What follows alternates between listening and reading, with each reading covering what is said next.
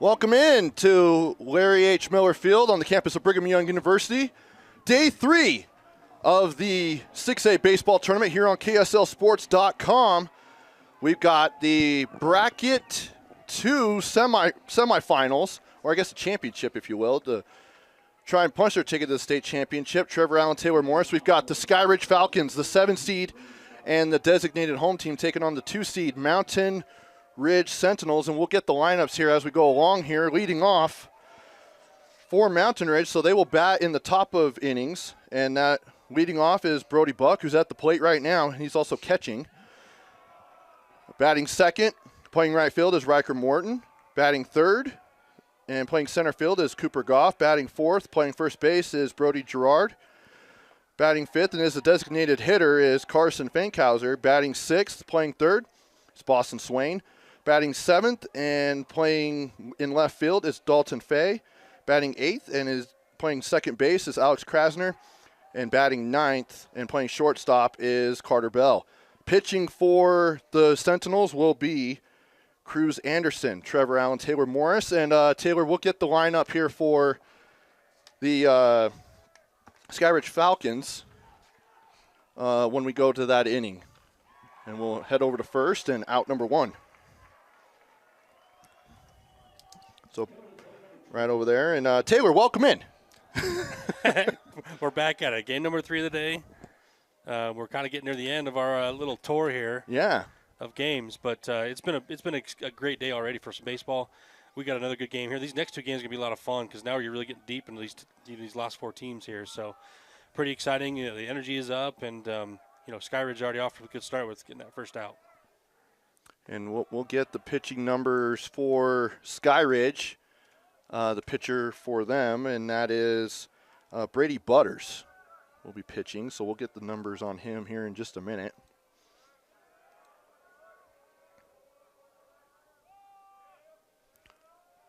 So 1-0 is the count for Riker Morton.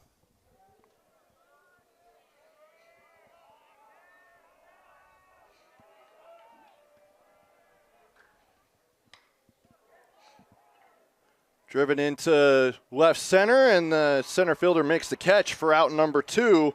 Great grab there by Miles Robinson, who's had a great week. Yeah, Miles has had a good week, not only defensively, but hitting that go-ahead triple right in the first game that they played. And what's funny is when we talked to Coach Roberts when they had him at the B Stadium, and he kind of mentioned that because he had Miles batting last. Remember, he was coming back from a hamstring injury. And yeah. I think you could really see the influence that Miles has for this team, not only in the field, but you've also seen it hitting. Now at the plate is Cooper Goff. And after this pitch, we'll get the numbers on Butters. On the air for Brady Butters. He's a sophomore. 6 appearances, 1-1 record, 7.00 ERA. And he's pitched in just 6 innings, Taylor. 10 hits, 6 runs, 6 all earned, 5 walks, 1 strikeout, and 33 batters faced. Yeah, I think this is where in that situation we just talked about earlier where you gotta kind of rely on guys that maybe haven't thrown as much because you've used a lot of your guys to get here, right? So Brady's got to show up today and stepped up to the plate here and kind of get put in a tough position, but I'm sure he's up for the task. Yeah, Tate Young and Nathan Whitehead and Rip Roberts are all the big arms for Coach Roberts, and he's used them all already. Yep, which is fine, right? You have to get to this point to even try to even get past this point. So you got to do what you got to do. You'd rather have that happen than not use the guys you're supposed to use and get to that point.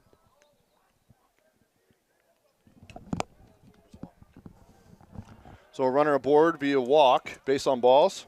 It's Cooper Goff. Now at the plate, Brody Gerard. So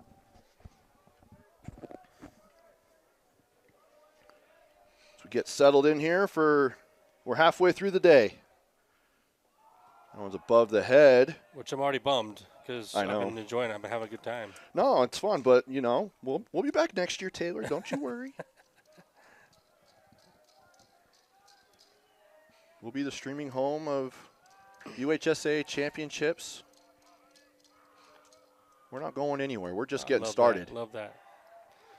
Down the middle, strike one. I am kind of curious to see how, Mountain Ridge dropped that first game, but then, to Skyridge, but then has gotten hot, right? They've been hitting the ball. They were hitting the ball really well then, but took down a good Lone Peak team in that one-loss game, and then picked up a win earlier today. So it's just, it's funny is because as you get deep in this tournament, all the teams are hot, right? Because that's the reason they're winning. So it's kind of curious to see which team is able to use that momentum, either from Skyridge or Mountain Ridge here, to kind of propel them to a win. So the way that this sets up now with this game, if Mountain Ridge wins, forces an if game tomorrow at 4:30 here at Larry H. Miller Field. Everyone's upstairs for ball 3. Count goes full with 2 outs, 1 on.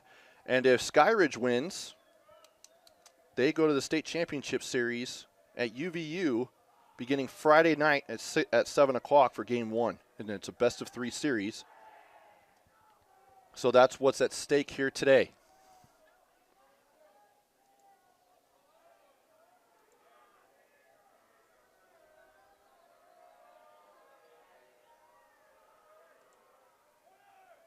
Swing and a miss. Strike 3. Oh, looks like he may have fouled. I didn't hear anything, but the home plate umpire walked the baseball straight to Brady Butters. Maybe he just got enough. And what he's doing there is just to give a little break, especially if someone gets hit with the ball, a catcher or something.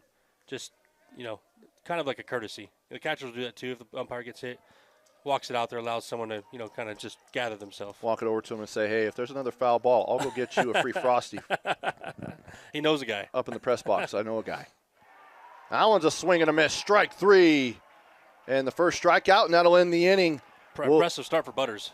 Yeah, a really good start for Butters, especially for not having as many innings. But we'll see what happens with Skyridge when they come to the plate next here on KSLSports.com. We'll go to the bottom of the first inning. Taylor Morris, give us the batting order for the Skyridge Falcons. You got it. So leading off, playing center field, we got Miles Robinson. Batting second, playing second base, we got Luke Robley. Batting third, playing shortstop, we got Ripken Roberts. Batting fourth and catching, we got Boston Sundberg. Batting fifth and playing right field, we got Zayden Bai. Batting sixth and pitching is Brady Butters. Batting seventh and playing first base is Brady Lowe. Batting eighth and playing third base is Bo Larson. And batting ninth and playing left field is Grayson Bauer. And pitching for the Sentinels is Cruz Anderson. He appeared in the game earlier today. Obviously is able to pitch today, or in this game, because he came in relief and didn't hit any threshold, above 36 pitches. Which is kind of nice. I mean, the only thing you think of here is just kind of curious, like what the fatigue looks like after he's been kind of thrown out earlier. Now, with that many pitches, being a young arm, it shouldn't affect him too much, but something just to think about. Well, and for Cruz, he's a junior, so 12 appearances, 5 saves, 0-1 record, 2.62 ERA, and an 18 2/3 innings, 17 hits, 8 runs, 7 earned, 11 base on balls, 26 strikeouts, 1 home run allowed, and 90 batters faced. And I believe that does count today's numbers from earlier. So he against Corner Canyon. He probably won't be throwing until the F game for sure. Yeah. If they get there. Yeah, he will. Yeah. And that's a leadoff walk for Miles Robinson, where this has been his ballpark this week. I wouldn't say single-handedly getting them here, because it's been a lot of other guys like Rip Roberts and Luke Robley, and Boston Sunderberg has played really well, and Bo Larson and Grayson Bauer. But I would say if we had to give out an MVP of the tournament for Skyridge, it would be him. Oh, for sure. Yeah, I mean, as a leadoff guy, he's kind of come in, commanded the outfield, and also came up with big hits when they needed it, right, and which is pretty important. He also looks healthy, and as you mentioned at the top of the broadcast, back, about a month ago, when we went and called a doubleheader at the Bees ballpark against Salem Hills, and Robinson was a guy that coach said that he's just getting healthy, and he's a really good baseball player, and he's as advertised.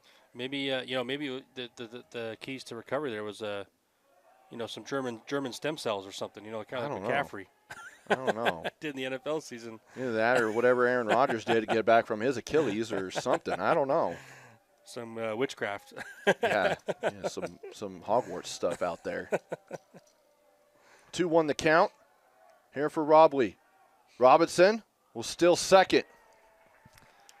I think fans of the game are happy to have him back, though, because he obviously can tell his talent. And same with Coach Roberts. Yep. And I think he's playing at the next level as well at a JUCO. I'd have to look that up, but I think he was one of the two. Rip Roberts is going to Nicholls State in Louisiana. That I do know. I'll look that up while we're here.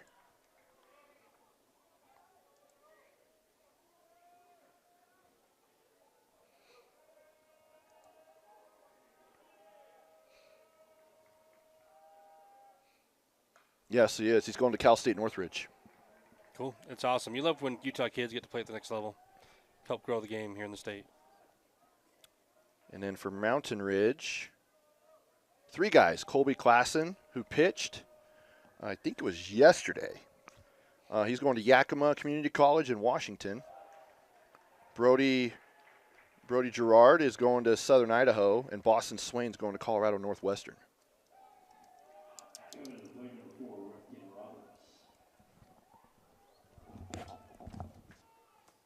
Rip Roberts will come to the plate now with 2 on.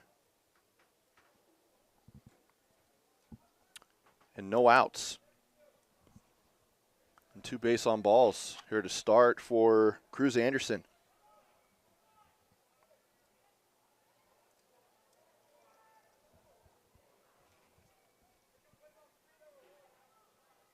I don't know what's going on right now. Oh, maybe his gear.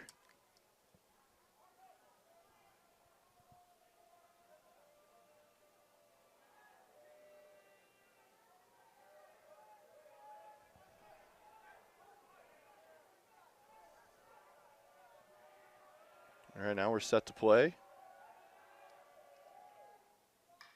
Roberts, line drive down the right field. And the catch is made for out number 1. And the ball squeals out.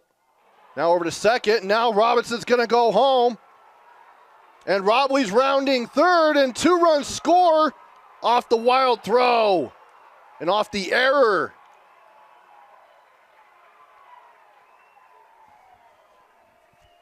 Just like that. It's 2-0 Skyridge.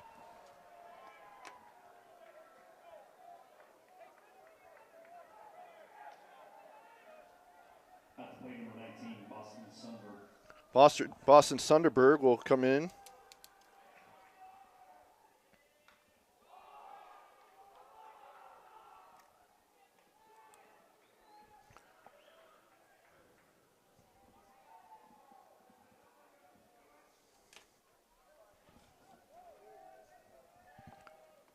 Strike 1, strike 2.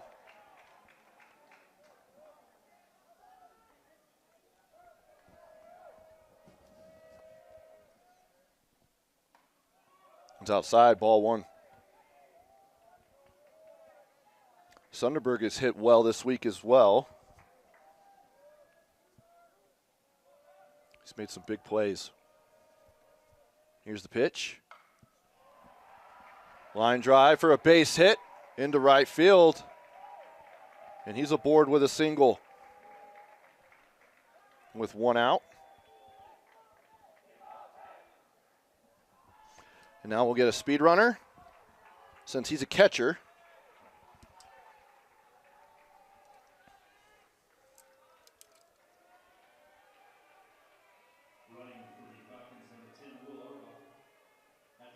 Will Arbuckle, I think is what they just said. Yep, Will Arbuckle's the speed runner.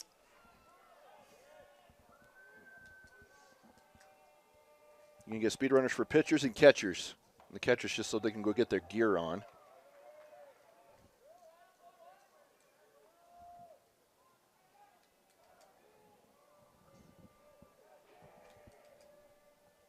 0-1 the count. That one's sent into right field as well for a base hit. Arbuckle will go to third. He's going to round third. And Zayden by with a RBI triple. And it's 3-0 Skyridge in the bottom of the first inning.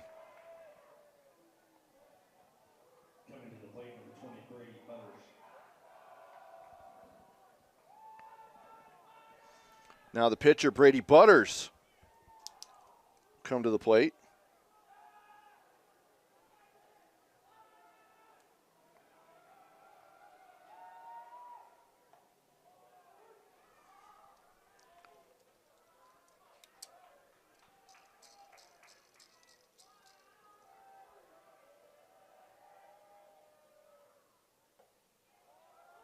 And strike two. 0-2 the count to Butters.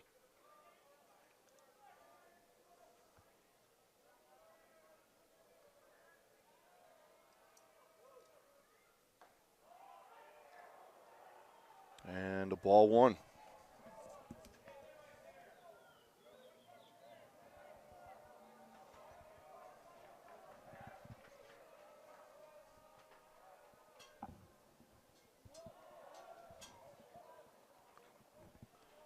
And that'll even up the count at 2-2.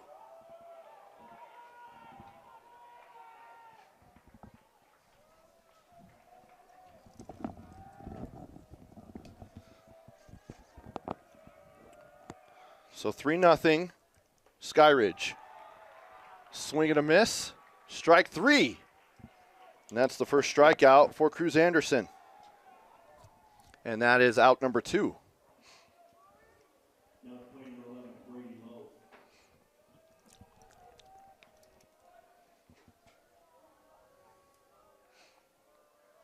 Now Brady Lowe will come to the plate as we're at the 7 hole.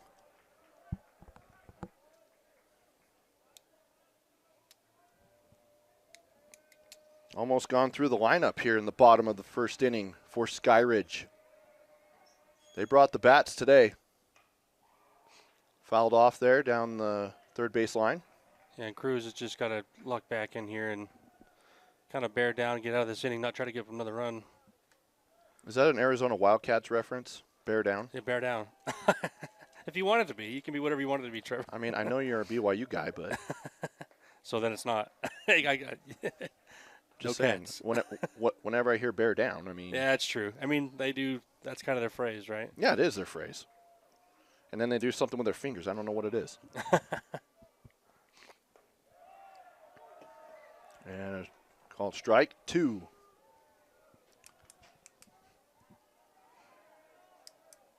With our future umpire, Austin Bigelow.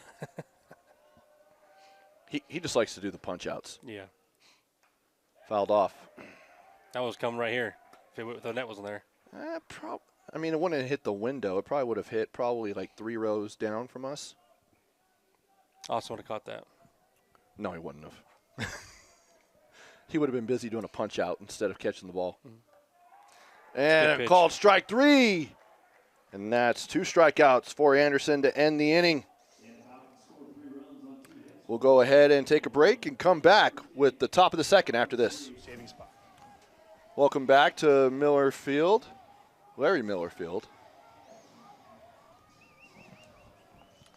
We are at the top of the second inning. Mountain Ridge with some work to do after giving up 3 runs in that bottom of the first inning. If they want any chance at getting to the state championship game, they got to win 2. Strike 1 with Carson Fankhauser at the plate. The designated hitter. Grounder to short, and Roberts drops it, so it'll be a base hit. He's been having himself a good day today. Carson's locked in on the mound today, and then pitched a gem earlier. Yeah, he has. He's been pitching well. And now he's DHing and doing what a DH should do, and that's get on base. So a leadoff single for Carson Fankhauser. Boston Swain will come to the plate. batting 6th in the order.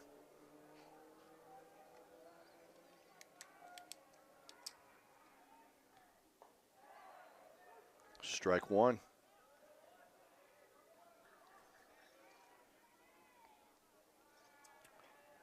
After a wild bottom of the inning, Mountain Ridge trying to answer. And a lot of it was just self-inflicted wounds, as that one is crushed into left center, but the catch is made for out number one.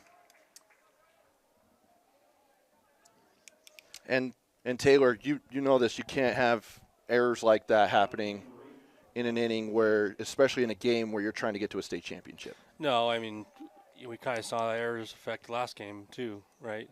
With Riverton making a few, whether it was pass balls or throwing it by guys and allowing runs to score, and that made it tough for them to come back, losing that game. So I think that you got to have a clean game. You know, we also talked about other games when the first team who gets up, they usually have gone on to win, kind of had an advantage. So it sucks to fall behind like this in Mountain Ridge, kind of a little bit of a hill to come back from now. So yeah, you're trying to avoid the errors at all costs. It just really hurts you, especially early in the game. Get hit by a pitch is Dalton Fay. So he's aboard now. And that'll move Finkhauser over to second. We're going to bring it up again because we talked about Mountain Ridge the last time they played, but you know, don't underestimate the bottom of their lineup.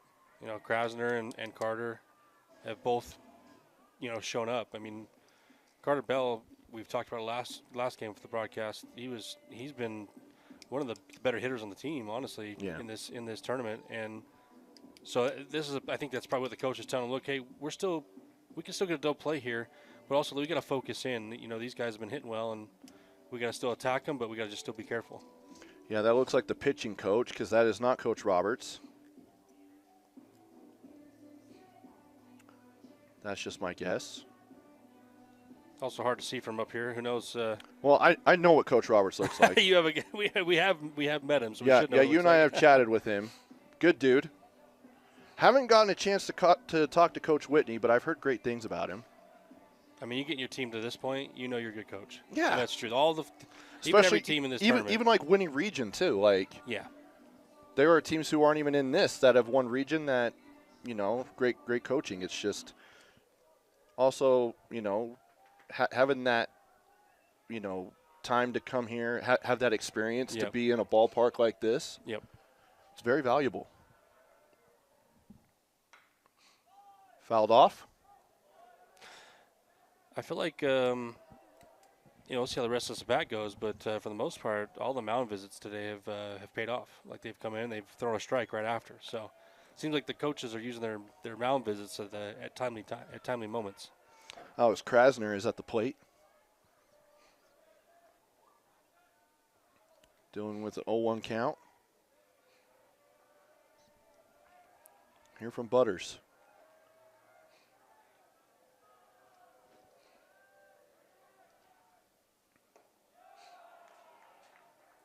Ball one. Singles wild. Singles wild. I'm turning that into a thing, Taylor. You should. One day the giant Major League networks are going to start using singles wild. I'm sure they're chomping at the bit to use that. Yeah, if any of them are even tuning in.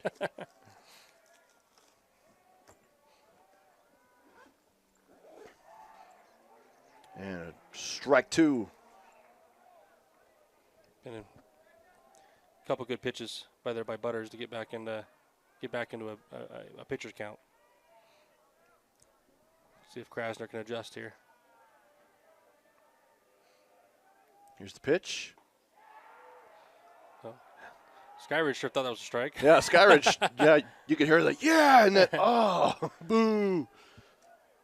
2-2. Yeah, that's just how us baseball guys are. You know, we're trying to kind of manifest that strike. So kind of that, excited, yeah. Kind of like the armchair umpire. Exactly. Hopefully, the excitement gets the umpire to call a strike too, right? Yeah, he's not going to change it. Yeah, who knows? Outside. Worth a shot. Good job by Krasner. We'll get this to Just full. like we're all still waiting for officials to change foul calls in basketball and penalties in football. Still waiting. Might be waiting a long time. You'll be waiting a very long time.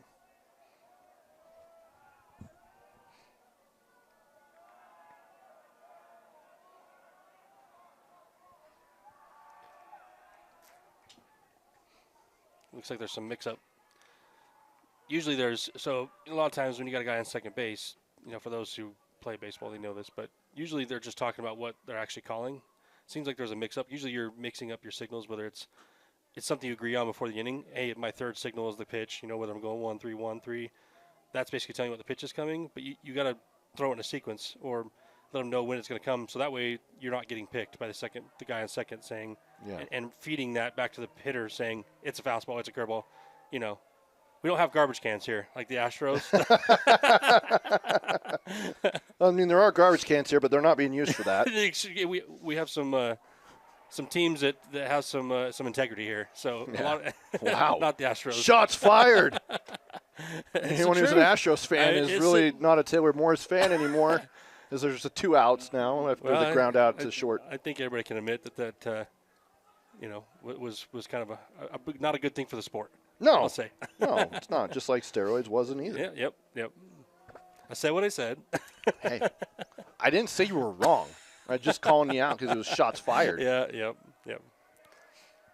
Carter Bell, the shortstop, the bottom of the order. He had a good first game today. Let's see if he's got another moment in him. I feel like I've talked about Carter more than anybody else, and I think the reason why is because he's batting the bottom of the lineup, but you wouldn't think that he's batting 9, just the way he's played. He's played confidently and played really well. And Carter's, with his play, is how I came up with the theory that maybe it's strategy of putting a hitter of his caliber in the 9-hole. Yeah, and some people would wonder, hey, how come we're not moving him up in the order now that he's got a bunch of hits and playing well? A lot of times it's just, hey, if we're playing well, why fix it? If it ain't broke, right, don't fix it. So exactly. Probably a lot of that goes into that too. Just they have their guys positioned in the lineup where they feel like it's best to score as many runs as possible. 2-1 the count for Bell. Butters on the mound. Here's the 2-1. Swing and a miss. Strike 2. Deuces wild. 2 on, 2 out. 2-2 the count. And a number 27 at the plate. So close. And a number 20 pitching. I know, I'm starting to turn. Yeah. I'm trying to turn something out of nothing as that's grounded to short, over to first, and that'll end the inning. So Mountain Ridge not able to put on any runs, but it was able to get on base, stranded 2, and we'll be back with the bottom of the second here on KSLSports.com. Bottom of the second inning here at Miller Field. Trevor Allen, Taylor Morris, and leading off for the Skyridge Falcons is number 14, Bo Larson. So 8-9-1 in the order, with Skyridge trying to add on to that lead, Taylor, where they were able to put in 3 runs in the last inning.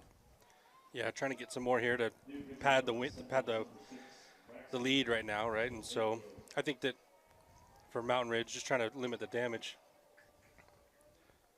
That's not going to help. And hit by pitch, that's not how you want to start an inning. Well, and it looks like we have a pitching change. We do. We have a different pitcher. It's not Cruz Anderson anymore. It's number 6. And that's not how you want to start your time on the mound. Not at all. We'll get that player here in just a moment for Mountain Ridge. I don't blame him at all for Braxton Oliveto. Again, I probably butchered that name, and I apologize to Braxton. Being an elimination game, you want to try to use as many arms as you can. If a guy's struggling, you get him out. Not really a chance to let him sit and see if he'll figure it out. If Braxton's family's tuning in, and if I butchered that, I deeply apologize.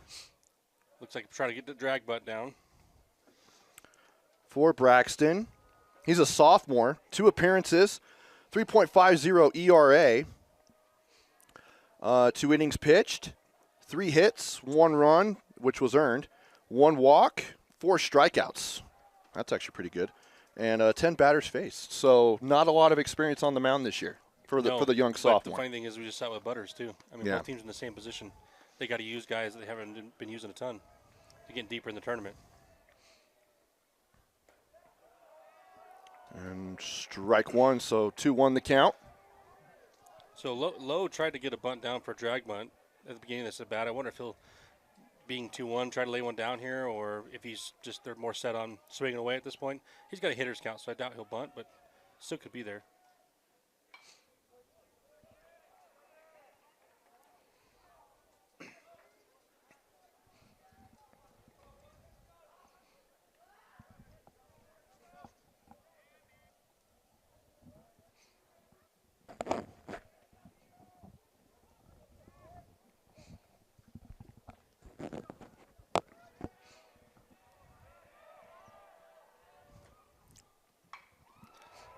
A ball hit down the line, foul. Just missed by a few feet, getting a Trying to get a homer. Yeah. Trying to crank that is Grayson Bauer.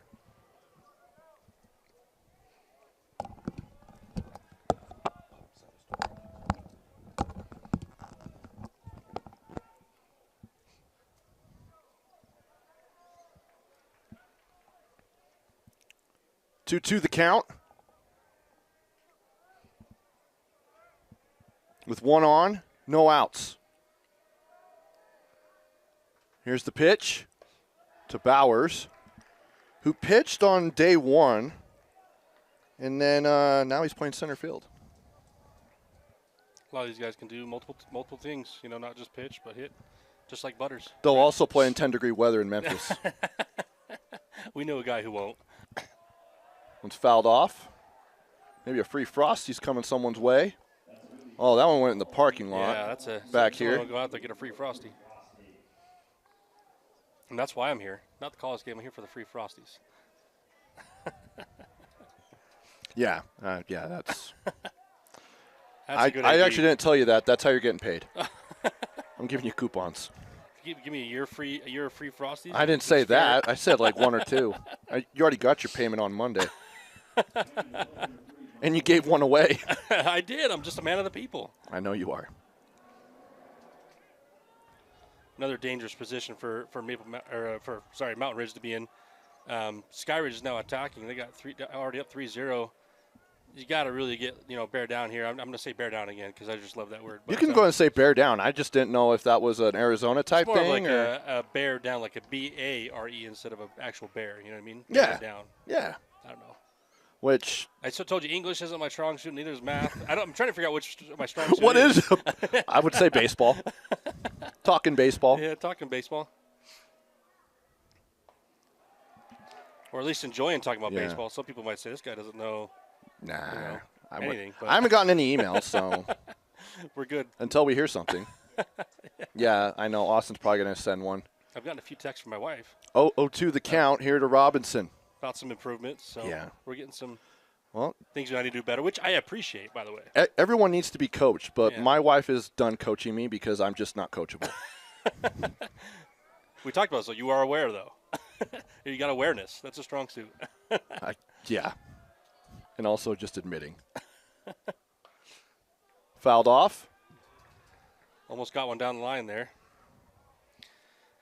See, it's 3-0 already, and you got two guys on, and you got Miles up again. It's crazy. You're back at the top of your lineup, and this is kind of a crucial point for both teams. I mean, Skyridge could really blow it open here this inning, and Mountain Ridge could be putting themselves in a big hole here.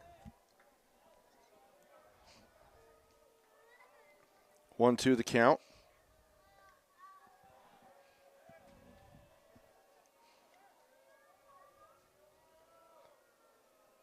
Here's the pitch. He keeps fighting. That's all you got to do. You can just tell he was on his front foot there, too, but it doesn't matter. He's probably on his sixth pitch here at the at-bat at least. Yeah, he's just getting that foul off, and then, is still going to get something here he can drive. But sometimes he's just about fouling that ball off until he can get something he can hit.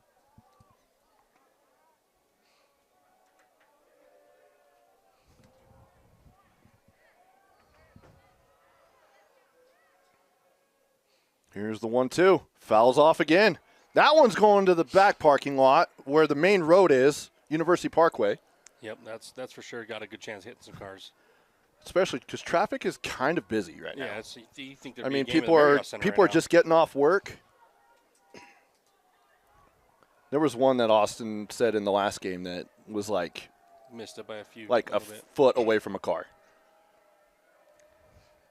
I wonder how that would work with the insurance policy, because there's another one going that way. How scary, though, because you just don't know, hey, I'm just driving. All of a sudden, you're just driving down your own, all of a sudden, a baseball hits your windshield or your hood or top of your car. Yeah, and you just like slam on your brakes and might run into somebody next to you. Exactly. I could only imagine if that happened. The terror.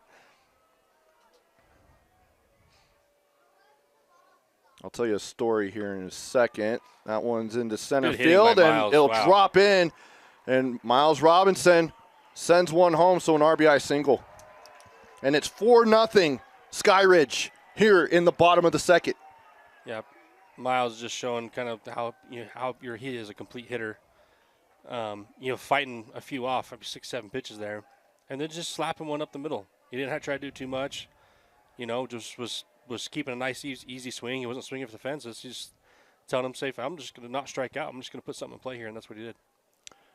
And Luke Robley will come to the plate. He reached base on balls and later scored a run in his last at-bat. But so the 4A tournament was at – the 4A baseball tournament was at Gates Field over at Kearns High School. And a guy I know, I won't say his name, but he does video work and photo work for schools. And so he had some schools that he was working for as that's a strike one that was playing in bracket play. And so he went to go, shoot it and everything. And ends up going to his car, and there's a giant crack on his windshield that is like a baseball size, and then it's spread. He's like, this is what happens when you park near a ballpark. What a bunt. I mean, that's how you teach her. That's exactly how you bunt right there. Textbook, and the bases are juiced. Oh, and then Bauer leaped ahead of the base. I don't know if he tripped or if that was to play, kind of fake out the pitcher. I don't know what that was. He kind of just – it was kind of like one of those drills, kind of like an up-down drill. Yeah. Or, as like maybe punishment. A little reset or something. Yeah. That's exactly how you teach a bunt right there. I mean, Robbie, you can tell he's been doing that all year, bunting, because, that's perfectly – there's nothing you can do about that. Right down the line, perfect distance. It's almost an impossible play to make for the pitcher. So bases are loaded. No outs. See, that's why bunting doesn't have to necessarily be just a straight sacrifice. If you have a really good bunter, a lefty like that that's quick, he can get pretty good at putting down the line and bunting for a hit, even though they know it's coming. Yeah. Ball one. One thing I'll say, too, for Mountain Ridge is this game's far from over. I mean, we saw Butters pitch good in the first couple of innings, but you have a couple pitchers that haven't pitched a ton, right? So as this game goes along, I'm guessing the bullpen's within too, right? That's where each of these teams could have very big innings. It's very possible in this game. Yeah, I was going to ask you, with the pitching, especially at this level where you're down to the final four teams. So that one's into foul territory. Yes, just near the bullpen, where arms are warming up for Mountain Ridge.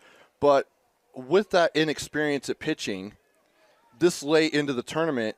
Is that going to come back to potentially haunt teams, or is it going to be one of those things where you guys better bring your bats as well? Well, I think that you're trying to bring your bats anyway. I don't really think it changes how you I think it just could change a little bit of your strategy a little bit in the sense of, normally I think most teams here, like if you had your ace on the mound or they had their ace on the mound, they might be playing in, like the infielder might be playing in right now. But now they're obviously going to be playing back because they're going to be trying to roll double play. But they might be playing in just to cut off as many runs as possible. But I truly think that Mountain Ridge believes that, look, we're not facing a guy who's their ace, and that's not any disrespect to Butters. Right? It's just not one of their starters, one of their guys that they've thrown a ton. He's obviously shown he can throw. But I just think that as this game goes along, there's a lot that can happen because you have a lot of inexperience in pitching. This is Boston Sunderberg as Rip Roberts reached via fielder's choice, and Robinson was able to get out of the pickle with an error throw, so he's able to stay at third, but a run came across. That was Grayson Bauer who came across on that last play And so you've got Rip Roberts Yeah, at second now. The problem there too is, and kind of how that should be handled is, as he's running him back, he let him get too close to third. If anything, you want to make sure you throw it early, because then your infield starts to come into the pickle, right? So let's make sure and throw it. He just waited way too long. Throw it, and then if we get into a pickle, fine, but wear the batter down, right? Because as the batter's running back and forth, he's going to get tired. So just try to get over there early. Look, he waited a little too long. He threw it off a little bit. Sometimes it happens, but you got to get it over there a little earlier than that. We'll see if we'll have a pitching change.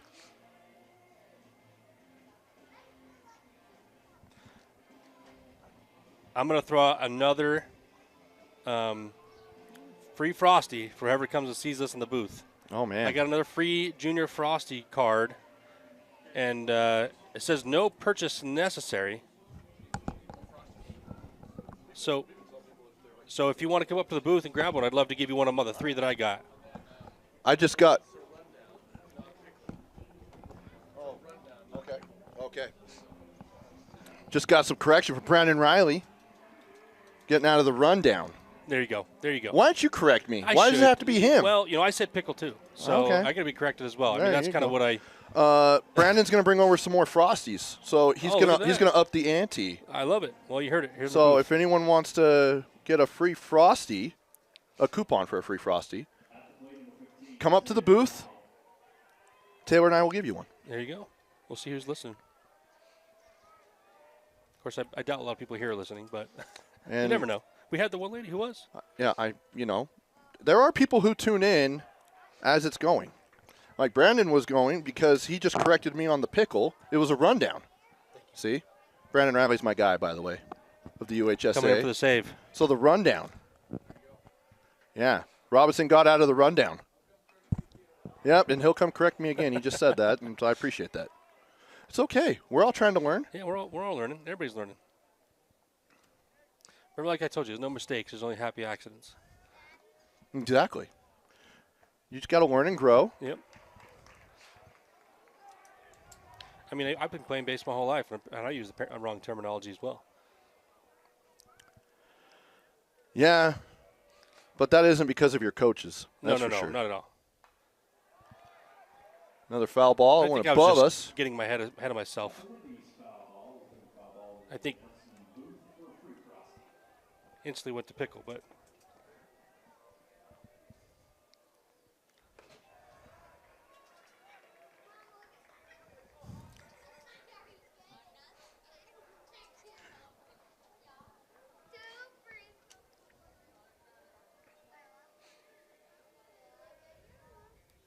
oh, what a just Base good hit with the bases loaded. There by Zayden Bai. He has been fantastic. He already had a triple, brought in 2 runs and a third. And the bases are cleared except for Zayden Bai. Wow, what a change there. 3 in runs momentum. in, and Zayden Bai's at second. And Taylor, Skyridge is running away with this one. Yeah, Mountain Ridge has got to pull this back in. It's going to get ugly. I mean, it's already kind of ugly now. But again, I told you, there is nothing. The difference from this game versus the games for the last 2 days is a lot of their aces, a lot of the guys who've been pitching all year long, were going 5, 6, 7 innings. You just have a lot of inexperience on both sides here. So, coming back in the last 2 games when you're facing an ace is a lot more difficult than coming back against guys who haven't thrown very often. So, Mountain Ridge has got to stop the bleeding now, but it's still not the end of the world, and Mountain Ridge knows that. Like they can still come back from this.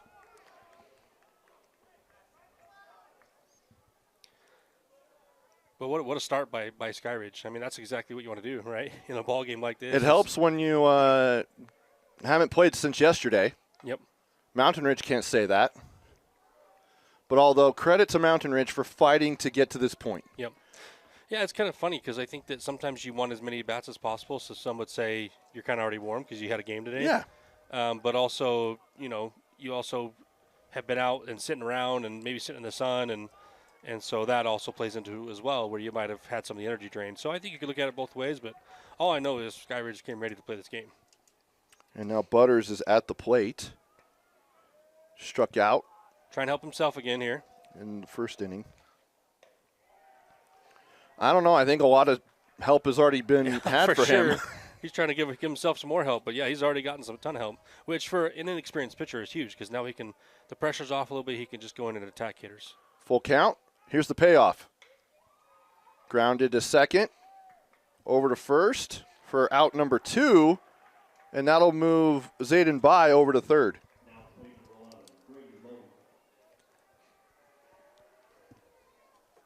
What also is nice, too, for Skyridge is now they're getting in more and more comfortable because they've gone through the lineup, a couple times already. And so they feel comfortable going back through the lineup again. When they get back to the top, I've already had 2 at-bats. It's only the second or third inning. You're starting to feel more confident in the plate, especially at the inning you've already had.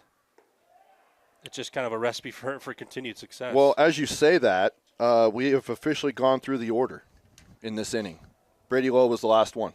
Yep, so they're gone through it again. And they did that in the first inning. Because Bo Larson is in the on-deck circle, and he was the leadoff man in the inning. And now the inning's over. But we did go all the way through. Yeah. Everyone got an at-bat in this inning. So inning is over, but not without putting up some runs. 5 runs for Skyridge. So a lot of work to do here for Mountain Ridge here on KSLSports.com. Brody Buck will lead off for the Sentinels.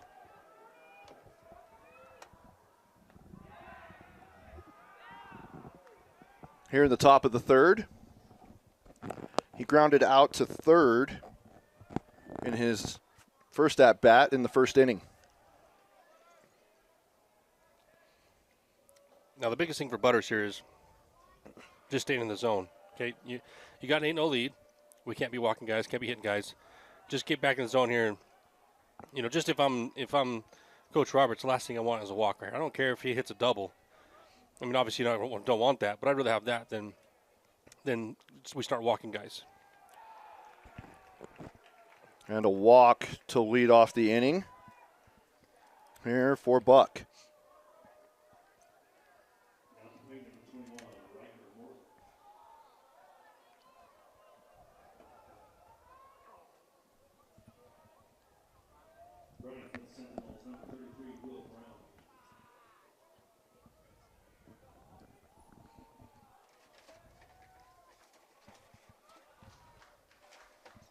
Riker Morton come to the plate.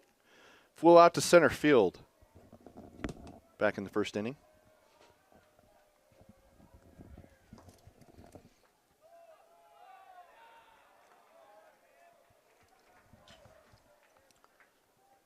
Ball 1. I know I mentioned what Skyridge is trying to do here, but I think, Mountain Ridge now is trying to just put a couple hits together, a couple walks. If you need to wear a couple pitches, whatever you can do to get on base, because you need runners. Even if you get a few, you just got to start cutting that lead. Strike 2. Just going right into the zone. Excuse me, strike 1. 1-1 the count.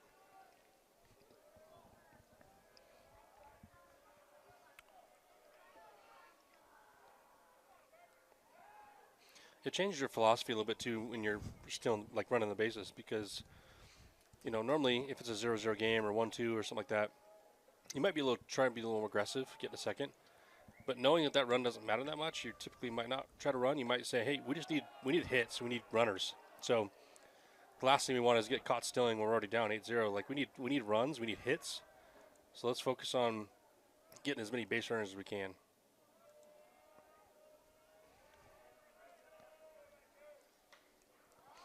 That one is crushed into left field, and that is gone! Home run for Riker Morton. A 2-run shot down left field line. And that's a good response for the Sentinels.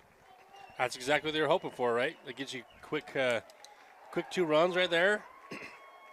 Reason they weren't stealing. Not that they thought he was going to hit a home run, but we just this game needs a lot more hits and runs than just stealing bases right now. So good swing by Morton. He's been having a good tournament as well. Now Coach Roberts is talking to the home plate umpire. Not anything crazy. Maybe was just seeing, hey, was that fair or foul? You know, we're wondering if he has any of those extra Frosty tickets. I got some, Coach. We got you. We can take care of you.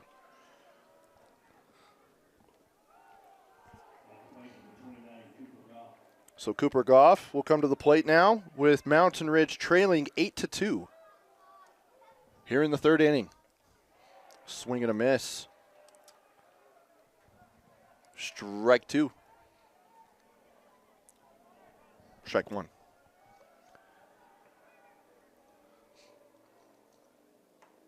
Now strike 2. Now strike 2. You're just ahead.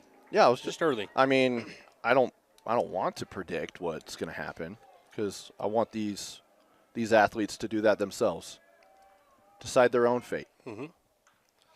Driven into right field, and that'll be a single for Cooper Goff. I mean, it's just like we talked about. A little momentum now. You know, I was telling you from the last inning, this game is not over. I know it's 8-0, but when you look at the pitchers on the mound, as Mountain Ridge, it tells me that we could still win this game. You know, we can have the innings that Skyridge does too. You know, when you get to this point in pitching, I feel like even the later games can be the same way, where you're going to have high-scoring games. Like, I wouldn't be surprised if both these teams score over 10 runs this game. Not saying it's going to happen. I just would not be surprised. It was 20 runs together in their first matchup on Monday. Exactly. The bunt attempt, can't get to first. Now they're going to runner second and third now. That's another hit. I'd give that a hit. So a base hit and then reaching second on error? No. Well, yeah, on an error from the first. Yep, you're right. Yeah. So hit, then an error. Yep. That's a tough play for the pitcher, especially off balance like that. It's a beautiful bunt. And they probably don't expect it, too, from the four-hitter, but that's what – I mean, that was an incredible bunt. That's how you teach it right there. Two teams showing us how to bunt. You know what I mean? I love to see it. It's been textbook. Exactly. Good position now for Mountain Ridge, being on second and third, no outs. All right. Do you think maybe they're talking about interference? I mean, not Oh, they're saying he's out at first. And Coach Whitney is talking to the third base umpire. I think he's saying that he was in the way, but he has the right to the bag. The runner does.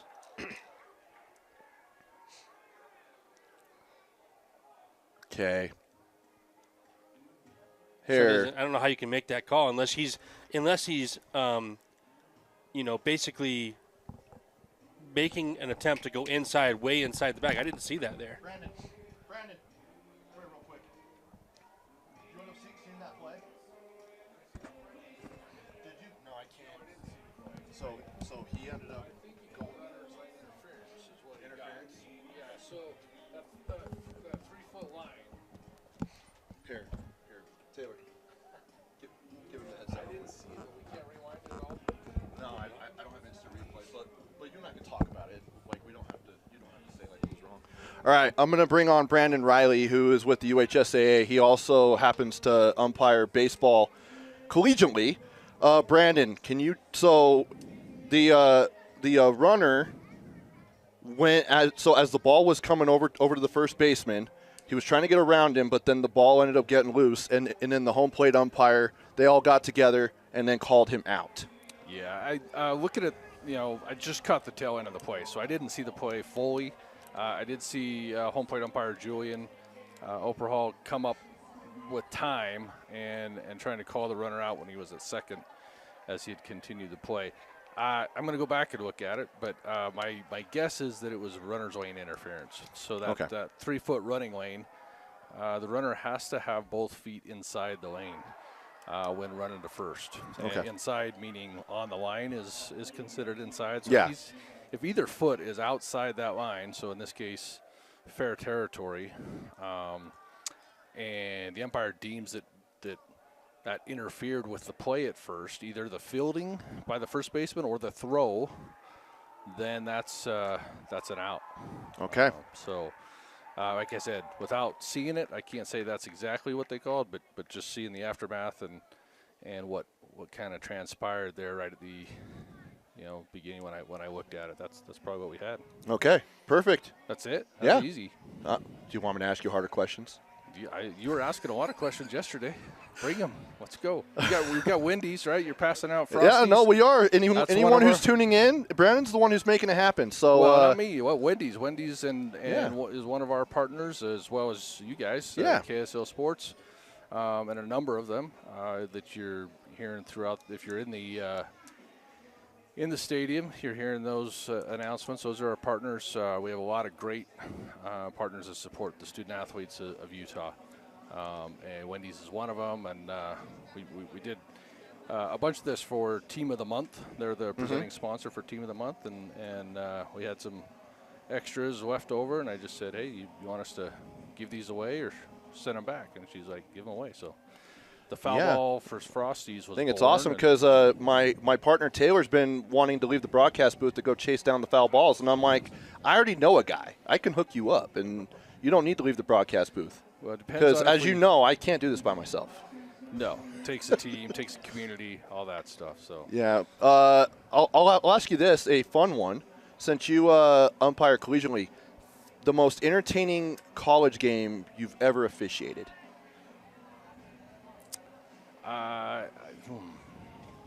Entertaining. To where you're just like you're coming off the field, man, that was so much fun. And maybe where you had like adrenaline rush, all that. Yeah, most days coming off the field, I feel like that, and can't wait to get back on the field. I mean, that's if it's not fun, we shouldn't be doing it. It's not worth all the other stuff. But I think probably maybe the most memorable, and it's been a few years now, but when I first started at the higher level, I was lucky to work a series at Air Force. Okay. And seeing the baseball team salute, seeing those those gentlemen that are men, and the respect. I mean, when it comes to umpiring, respect sometimes isn't always there, and seeing how they approach the game and how they approached.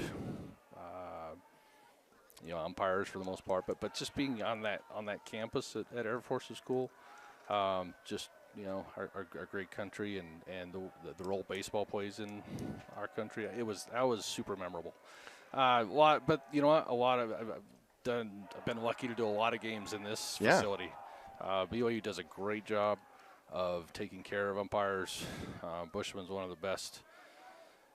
Clubbies, I guess is kind of the word, but game ops guy that he just does a fantastic job, as well as all the staff here. Of course, it's a great view, one of the greatest in the country, if not the greatest. We're lucky in Utah to have some really great venues, great universities, all up and down I-15. There's great opportunities. UVU, Utah Tech. BYU, Utah. It'd be awesome if Utah State could, now that they're going to the Pac-12, wouldn't that be awesome if they brought baseball? Yeah, make that happen. I mean, Logan's a great place. I mean, it'd be hard to play baseball in March. Well, they have a club team, and they do pretty well at the club level. So it's not out of the question. I have no idea. I know, now I'm getting it more into baseball, as you see, and, my wife's an Aggie, so we got to make it happen now. But do you care to comment about the Boston Red Sox? I don't have a lot of good. My mom always said, right, if you can't say anything nice, don't say anything at all. And I love the Red Sox, but man, I know you do. What a dumpster. Anyway, it's frustrating right now. And I'll just say this: you can't be good every year. Well, it's not even that. Let's just focus on baseball. I mean, it's ever since they bought a soccer team and started spending money there that we've kind of lost a step, I think, or at least some priorities. So the money maker's baseball. You would think. I'm sure he makes a lot of money over there, but do you want to put your name in the hat for GM of the Red Sox? I'd do a hell of a heck of a lot better than Sean. No, that's okay to say that. We're not under the FCC. I couldn't do a worse job. I don't know, man. I mean, sitting on your couch, you could probably do a better job. Alex Cora is going to win another World Series if he comes back to the game, which I believe he will. He's just taking some time off with all this mess. I think he will win another World Series within 5 years. I really believe that. Well, we're going to mark it down, and we're going to hold you to it. He's a fantastic coach, and look, you can only do what your owner gives you tools to do with, and it's not that like they haven't had their chance. I mean, you think of the names that have gone through that program in the last 5-10 years, and I don't know. Talk about not doing a lot with a lot. So, yeah, well, it's frustrating. I'm still a fan, love it, but I don't have season tickets anymore. How about that? Well, yeah, and Boston's kind of far from Utah. Yeah, it's all right. It was worth the trip a few times. The problem was I couldn't sell them. Like, at the beginning of the day, I would sell tickets right and left easy. Yeah. I'd always know that someone was there. But then, then this all happened. And when Boston's mad, they show you by not going to the game. So, starting to see brown paper bags show up at Fenway. And I don't know. I don't think this is done. We'll see. This has been really fun baseball between here baseball. and over at UVU. I mean, games have been fantastic throughout, and as someone who is an umpire as well, I've got to say it's been awesome seeing the high level of all these umpires of what they do and how hard they work to get to this point. They work tremendously hard. I'm lucky to be able to sign them through the regular season and from most of the state, kind of Nephi, Juab area up north to Logan, all that area. I get the opportunity to work with these guys and assign them. They've come a long way. You think of how many guys I was counting earlier. There's almost 10 or probably 10 guys that work some college games now in the Scenic West or otherwise that are working our state championships, and that's huge. That's awesome. I mean, and so you start to see it. Are they perfect? No. Do they care? Absolutely. They care a ton, and they want to get it right. They work on their craft. They spend time. They study film.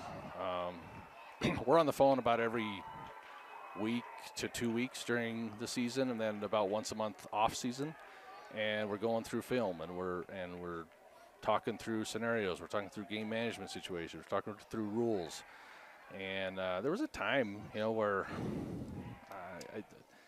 I just think it's gotten a lot better through the years. Jeff does a great job as director of officials, but more than anything, hats off to the officials themselves. And here's a plug: we need more. Yeah, Jeff and I talked about that, and he said there are some sports where they're good, but he said that we're kind of on the Mendoza line, is what he said. Yeah, he did. With officials. And so, if you're interested, go to uhsaa.org and go to the officials tab. And yeah, I mean, it's tough. This year we had a number of sub-varsity games we just had to flat cancel because they didn't have enough guys or gals. We have a couple female umpires that do a really good job. So maybe we need to get Taylor to start umping games. Yeah, we'll take anybody. You don't want me. Yeah, we do. No, you don't. Well, now that you know rundown versus pickle. Well, okay, I figured that out now. It's a great start. Yeah. We'll keep educating you. Hey, I'm bringing you all. I've enjoyed doing the games this week. It's been a lot of fun, and one last thing, I'll ask you this: who's a better umpire, you or Jeff Clough? Oh, definitely Jeff. I mean, I might get there one day, but no, don't sell yourself short. No, he's pretty dang good. He's umpiring the WAC tournament. I have it on the TV in the other room, and we always watch each other. We come home at night from our own game and turn on the TV and see our buddies watching and are working, and it's always fun to kind of, hey, where are you at this weekend? Where are you at next weekend? We track each other. We call each other in the morning and relive last night's games, and it's a lot of fun. Super lucky. Who knows how long it'll last? But grateful for the opportunity. Well, if those that are interested in becoming an umpire, go to uhsaa.org, click on the officials tab, and we'll see you at football season. Yeah, it's coming. It's coming. Maybe you'll be the white hat for a game that I do. Hopefully. It's happened before, huh? Yeah, crossing paths. It's happened before. And we've also got some great things coming down the pipeline that we'll announce later, but really excited about the future of KSL Sports and UHSAA. Yeah, we're grateful for KSL Sports and what you guys do, and looking forward to it. All right, Brandon, thanks. Appreciate it. All right, that's Brandon Riley with the UHSAA and Playfly, and great partners of KSL Sports. And we'll go ahead and take a break and come back with more. I'll bring Taylor back on after this. Skyridge Sentinels. Riker Morton will move over from right field, and he'll come in and pitch for the Sentinels. And leading off is Bo Larson for the Falcons. Here in this one, appreciate Brandon Riley joining me. 8-2 is our score. So we can have Taylor catch us up on some of the action as that one is dropped down for a base hit. And so a leadoff single for Bo Larson. So Taylor, for those who are maybe listening but not watching at times, because I do that sometimes, catch us up on the last part of that inning. Yeah, I mean, Mountain Ridge got a bases loaded, and they were really energetic, trying to build out the momentum of kind of what they felt like was a bad call. And so I think that sometimes you can use that as fuel, which it seemed like they were doing, and they kind of had momentum. They got bases loaded, then had a strikeout looking that they were kind of frustrated with, and then just a ground out back to the pitcher. So just weren't able to capitalize when they got bases loaded to drive those runs in. But I'm sure they'll be back. I said earlier in the broadcast, this game's long from over. We saw it in that inning that there's going to be plenty of chances to score for both teams the rest of this game. Yeah. So now Grayson Bauer will come to the plate. So it was Bo Larson who started that run in the second inning when he got hit by a pitch. And then he later scored a run, and then Grayson Bauer reached base on balls. And now he's at the plate facing a 1-1 count. Yep, I mean, trying to get him flipped over to the top of the order. That's always big. The innings that you've had, some things happen. It's usually the bottom of the order get them started, and the top of the order comes on when the ducks are on the pond, right? And yeah, ducks on the pond. Yep.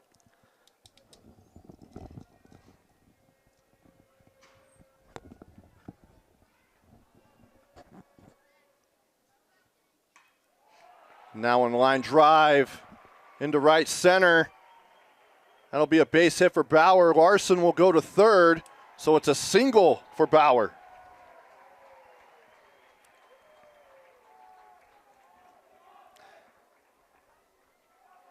It's Skyridge has shown up to play in this tournament, and I think every team that was in this final round all had a chance to win this, right? Because all these teams are good. It's just you're getting the top 8 teams that are the hottest at this time. It's not really the best overall team because that usually plays itself out. But if you're the hottest team coming into this tournament, into bracket play, you're the one that has the best chance. And, if your pitchers are on point, if your defense is on point, if your bats are hot, it plays itself out. And it really does. And I've been on a few of those teams where we've gotten hot at the right times. And I would even agree with you and tell you that we probably weren't the best team. But, we found ways to win. We were just playing really well as a team and had a faith among our group that we were going to win the game, right? And sometimes that can beat a team that's overall better than you. Miles Robinson is at the plate, swing and a miss, strike 2, 1-2 the count, and he's kind of yelling at himself right now. I can see his jaw moving, Yeah, it's really wishing he would have connected on that. That's one of those things where you're like, man, I let that ball that ball was fat and I just missed it, And but the thing is, good hitters always get back in the zone. Okay, I'm forgetting it. Get back in here and and he's been great at hitting with 2 strikes. So I wouldn't be surprised if he's going to be a tough out here. Let's see if he dances in the batter's box again like he did back in day 1. He may not since he's not 3-0, but you never know. Yeah. Outside ball 2. Runners on the corners. Love the energy of this game, though. You know what I mean? Like, it's just passionate. Everybody's passionate. energy. It's fun to watch. Fouled off. Going to the road. That might roll into the road, but I think it hit the concrete area, the walking area out there, because we don't want any cars damaged. That would suck.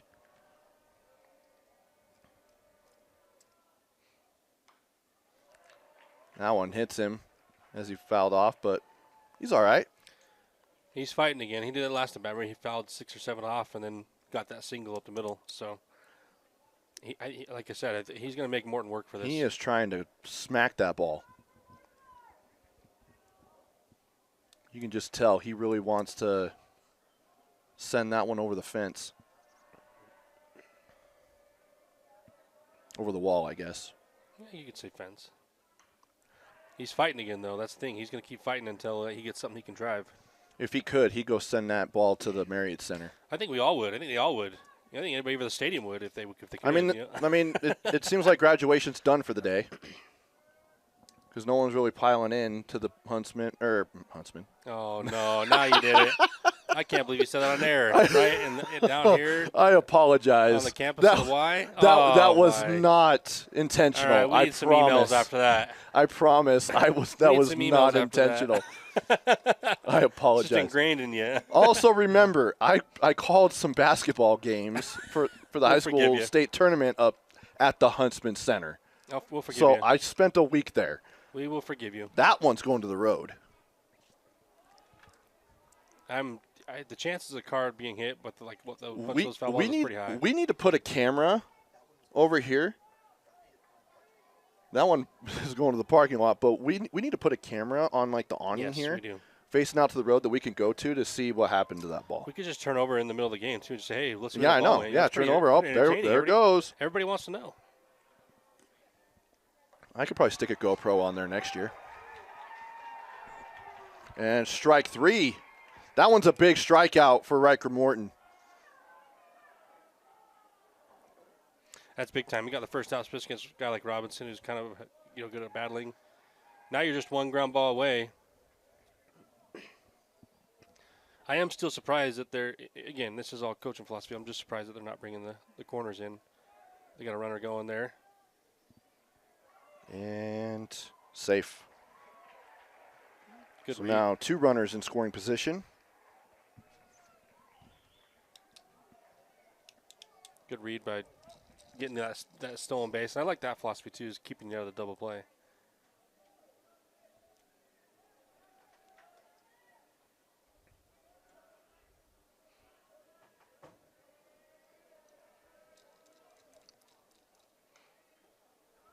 Fouled off. They really just like fouling off down they do. above their dugout.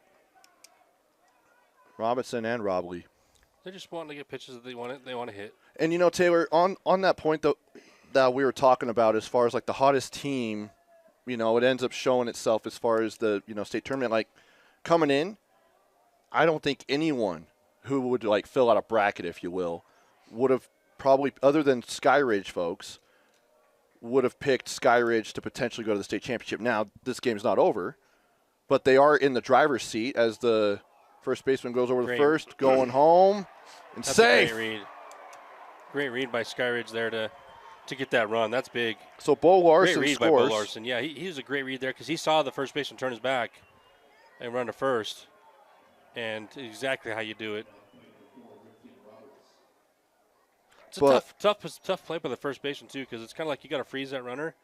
He's kind of a little far away, so it's wonder if it's something that he takes a few steps sideways or something just to kind of show him he's still looking at him. But it's a tough play to get that and then throw it back home. But, now onto the point I was making, no, other than Skyridge, I don't think a lot, because the 7 seed finished a little bit lower in their region, but they've come in and they've just had the highest confidence of being able to perform, and you've got Miles Robinson healthy now, which, as you can tell, is a big difference than from what we saw a month ago over at the B Stadium. Yes. But even last year, it was a 1 seed against a 10 seed in the state championship. Yep. That's what I'm saying. Anything can happen. We also had an 11 seed in this bracket play until today.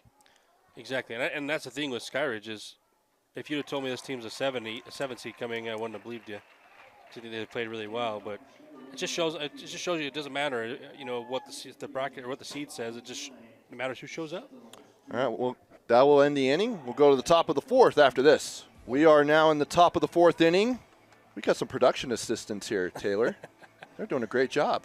Got the youngins in. Probably going to have to give them a couple of Frosty cards to pay them off, Well, kind of a funny story there. My kids, because you usually work from home and stuff like that, and so my kids always ask me, Dad, what do you do for work? If you're not working, they don't think I work. So now I'm showing them I'm actually doing something. Yeah. He's actually out doing something. Yeah, they're like, Dad, what do you do? You're not even working. Calling baseball is what I'm doing. They didn't believe I had a job. Yeah. Until this week when you started coming down to BYU.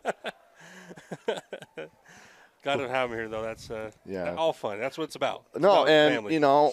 People have heard, who've tuned into the broadcasts that I've done all of this last year, whether it's football, basketball, as that's a leadoff single for Carter Bell to lead off the inning. Something that I've always done whenever I can, especially during football and basketball, is I've brought my 10-year-old son to come and run scoreboard on the streams that I do. That's what it's about. I did a game with Brian Brown, one of my good friends. Shout out to Brian Brown if you're watching. We did a football game. It was Brighton versus Woods Cross, and that was the night where there was lightning all over the valley. So everyone was in lightning delays. There were a handful of games that had to be played the very next day.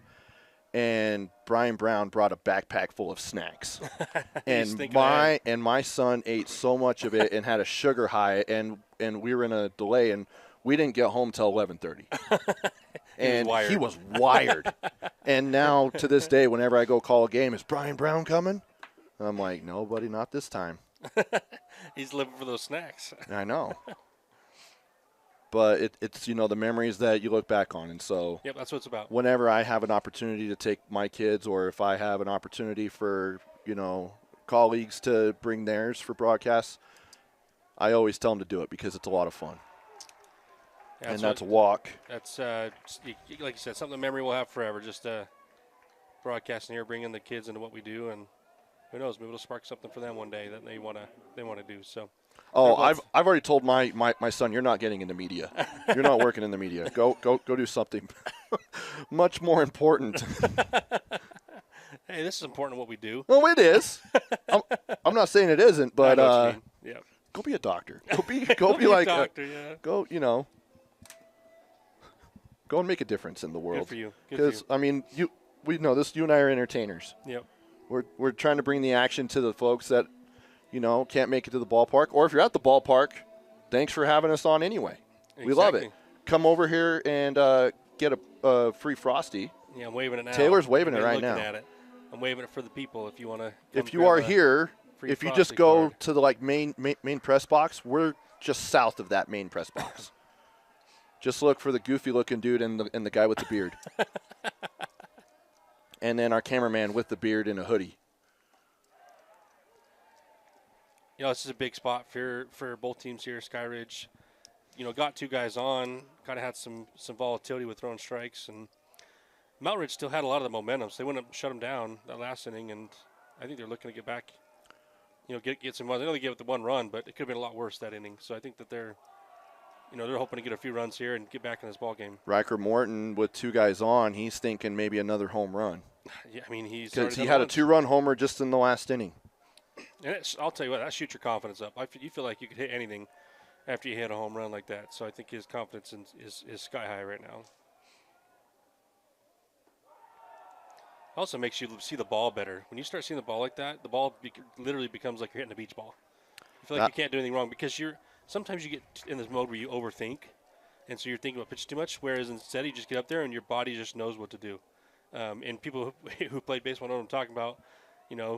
You just get in the zone, and nothing can phase you when you're in that zone. Morton hit his second home run of the season in the last inning. just his second. That's incredible timing. Just like Ortiz did in the last game. His second home run of the for season. Riverton. Yeah, leading the team in home runs is Cooper Goff with 7. But, Taylor, you look at this. Fankhauser, Fay, Krasner, Morton, all juniors. They're all coming back next year. Come back. That's nice for Mountain Ridge. For a team that comes in as the number 2 seed in the Region 2 champs. It's kind of fun to look at returning production and seeing how many underclassmen are actually producing for a team. And this is great experience for them. Even if they don't come out on top today, a lot of these guys have next year to look forward to. Yep.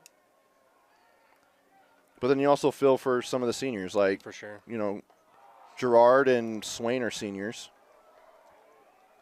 And it's tough, too, because but there's a lot of juniors on this team. Well, and I feel for all the seniors that have all been done today, because it's an abrupt ending to your season and high school career, and some of these kids may never touch a ball again competitively, right? So that's where it's. I feel for them. I've been through it myself, right? When my senior year, we ended, and thankfully I got to go play a couple years of college ball, but our season ended in the state tournament as well, and it was not a very fun bus ride home. Kind of just you ends quickly, and you just try to enjoy all that time you spent at the ball field.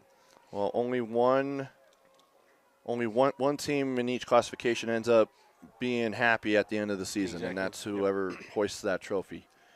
We got a full count, no outs, 2 on. Here for Riker Morton. That one's fouled off. 9-2 is our score.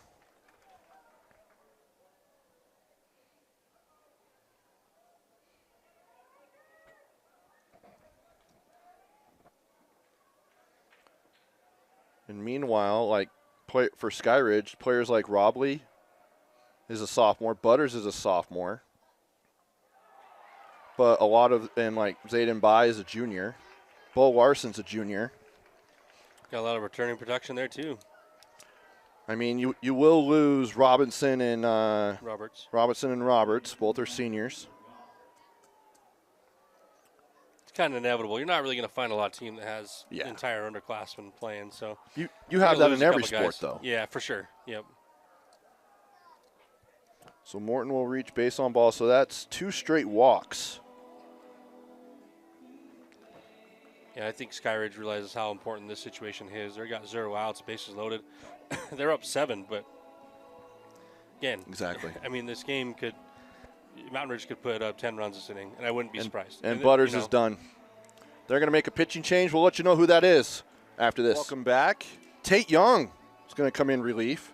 He's one of the more experienced arms for this Skyridge Falcons team. He did pitch. I believe he was the starter, if I'm not mistaken, Taylor, in the first meeting between these two teams on Monday. So we got to check and see how many pitches he did. But I mean, obviously, if he still has his day's rest, they're not going to let him pitch because the UHSA tracks the pitch counts here. Nice to have a little experienced arm in this spot, knowing that. I mean, you still got four innings to go, 3 innings to go. And Goff into shallow right. 4 out, number 1.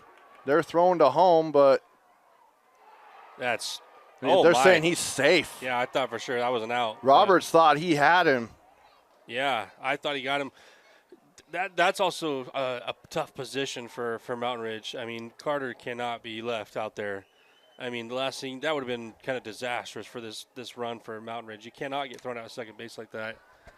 Maybe trying to advance a base, but when he's going to catch and throw home, and most likely the guy on third's not going home, you can't get caught out there like that. So he kind of got lucky there, but it could have been disastrous for Mountain Ridge there. And a base hit down the middle into center field. 1 run scores and 2 runs score for the Sentinels. And that is a 2 RBI double for Brody Gerard. Oh, single, and then reached on air. Yep. Now, again, it's 9-4. This game is not over. And notice what happened there, too, to allow them to advance bases, which I think is a big deal. Not only are you not only, we should have been at first and second because the center fielder could have got it in, but Miles kind of juggled that ball. And then, the guy around in third just kept his eyes on the coach and made sure that he was able to go home, And so now instead of, out, that's second out, and then there's guys on second and third potentially, or a guy on third and first because of the tag, they just scored a run. So that bobble not only causes them to advance a runner, but now get an extra run because you put guys in scoring position that would have not been there without the bobble. So that'll go down as a sacrifice fly for Fankhauser. Correct. Yep. And now, because a runner tagged and then came home, and now you've got, trying to track here, Brody Gerard is at third. See, those are the kind of things where I'd say, like, mental errors. When you talk about mental errors, that's kind of one of them, right? Where, hey, when Miles gets that ball, it's just throwing it home or hitting his cut, but you can't bobble that ball, especially on turf. It's got to make a clean grab, throw it in, and just keep the runners where they are at first and second. One's high into right field, heading towards the warning track. When hauled in, 4 out, number 3, and the inning will end. We got a ball game. 9-5 now. So cuts the deficit to 4. We'll see what happens after this here on KSLSports.com. Taylor asked, with Tate Young coming in to pitch for Skyridge in the last inning, where he was at on pitches from, because he did appear in 4 innings. He did 4 innings of work in Game 1 to lead off here on Monday against Mountain Ridge when these two teams faced off. And Tate Young had 56 pitches, so he only needed 1 day rest. So he would have been eligible today anyway because Tuesday was his rest day. Which is ideal for Skyridge. They kind of played that perfectly. He threw, 56 pitches, so just stayed under the threshold to where you only need 1 day rest. So it's perfect because then he can come back in this game. Yeah, he would have needed to throw 5 more pitches to have another day's rest. And so Coach Roberts pulled him at the right time on Monday. And we'll see if it pays off for Skyridge with him on the mound. But now we have Skyridge coming to the plate, and leading off for Skyridge is Boston Sunberg. Here in the bottom of the 4th, a 4-run lead for the Falcons. Now, if you're just joining us, what's at stake here? A Skyridge win, they go to the state championship series with Game 1 beginning Friday night over at UVU. If Mountain Ridge wins, it will force the if game tomorrow at 4:30 here at Miller Field, and the winner of that game will go to the state championship series. Since Skyridge has gone through bracket play without a loss, and Mountain Ridge lost to Skyridge to open up bracket play. Yeah, that's all figured out. Well, when you do it for a few years, as far as organizing it, as far as the streams and all that. But, yeah. A little backdoor curveball there. Call a strike. And as you can tell, Skyridge faithful not happy about that call. Emotions are heightened right now. Yeah, I would say. I mean, it's top 4 teams. A trip to the state championship is on the line.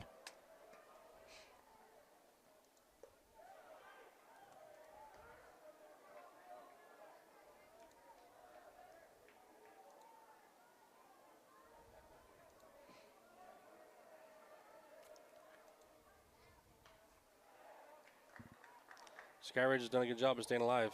Miles, a few other guys that have just battled off pitches.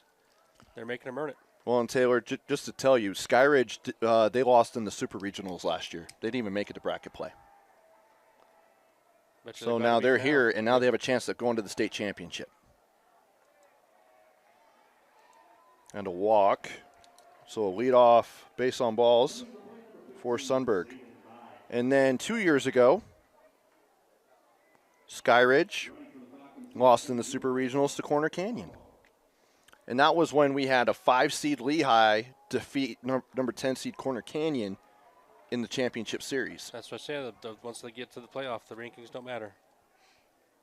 So this is a big deal for Skyridge if they can. I mean, just even making it to bracket play has been big because they were the number 1 seed back in 2023, and they went all the way to the championship series, but lost to American Fork in 3 games.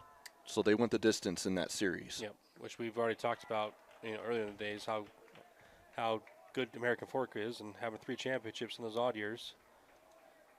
Tough team to beat, especially with the success and history of being at the top. So Coach Roberts has gone through that youth movement, and this is an opportunity. That one is crushed, and it stays fair in right field. Zayden by. The runner is coming home, and he's safe.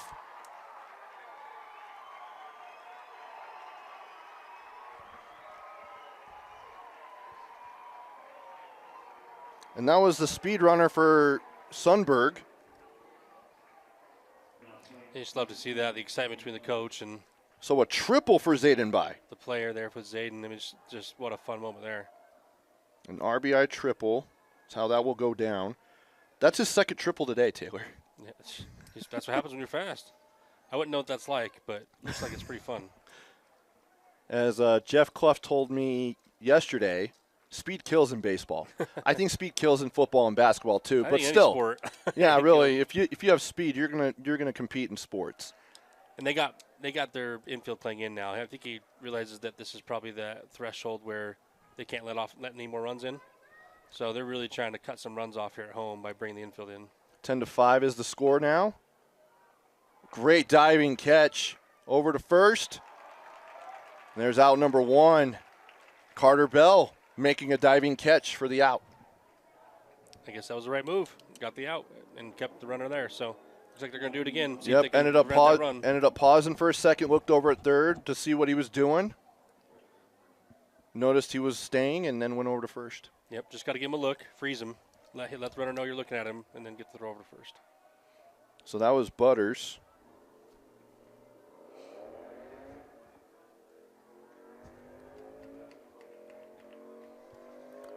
Now Brady Lowe will come to the plate. Yep, catch one kind of wore one there, just like we were talking about earlier. The umpire says, I'm going to give you a little bit extra time just to, calm down a little bit, settle down.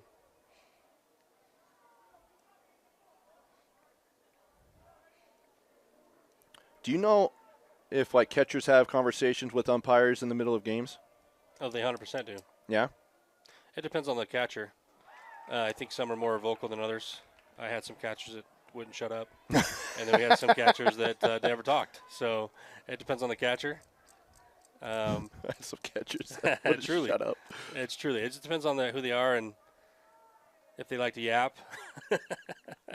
And try and talk to the batters. Yeah. Get in their head too. Most catchers I play with, I think this is most in the sport, they're just tough kids, and so they're not really much talkers. They're just doers, Yeah. because they have to do all the dirty work. So Yeah, staying crouched like that for a long time, man, that's hard.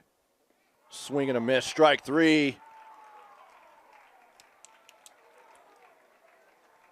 So Riker Morton with a strikeout.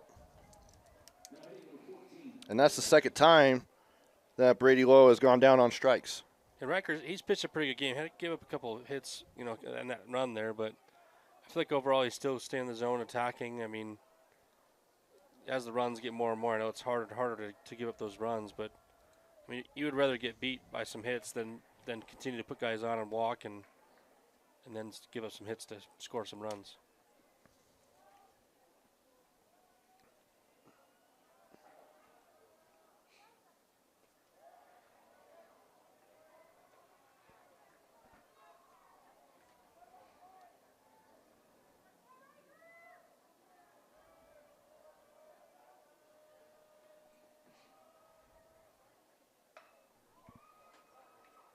Grounder to second.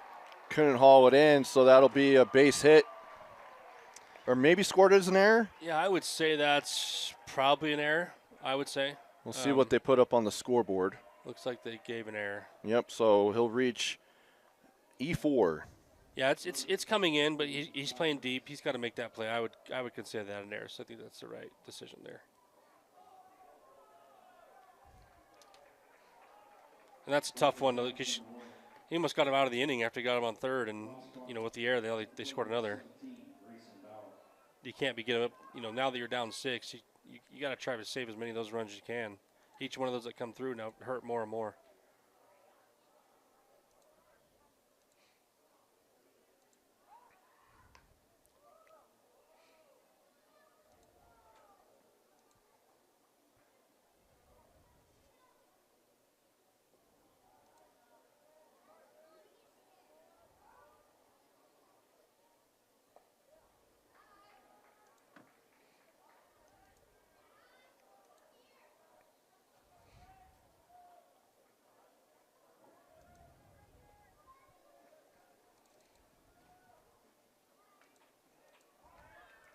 Good pitch in by there to get back in the count for Riker.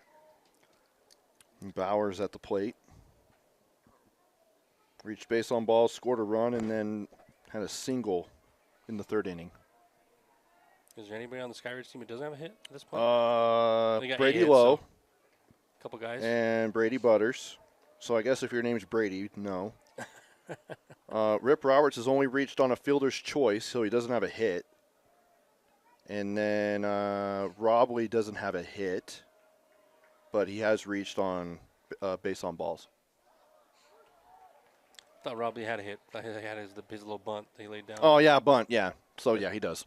So scratch that. Surprised I remember that, to be honest. Oh, well, I have it written down, too. I'll forget bunt. something else that I'm supposed to remember. I should be able to read. It says bunt. By the way, Deuce is wild. Swing and a miss, strike 3, and they'll complete the strikeout. Can never be too sure with throwing it first. That's why you just run those out. We've seen that twice today. Although he jogged that one out. Yeah, but that's what I'm saying. You can run it out because you never know. So you should be running those out. All right. That will end the bottom of the 4th. We'll go to the top of the 5th after this here on KSLSports.com. Okay, so now he decides to exercise. Yes, this was the best angle. Life can get a little messy. No way. Oh my God. Oh my gosh. Best day ever. Some taps create chaos. No. Tap Spend gives you 1% cash back when you spend and 2.75% APY when you don't. Tap responsibly. Visit tapbank.com. Top of the 5th inning here at Miller Field. Trevor Allen, Taylor Morris here on KSLSports.com. Coming to the plate for Mountain Ridge is Dalton Fay. So the bottom of the order for the Sentinels.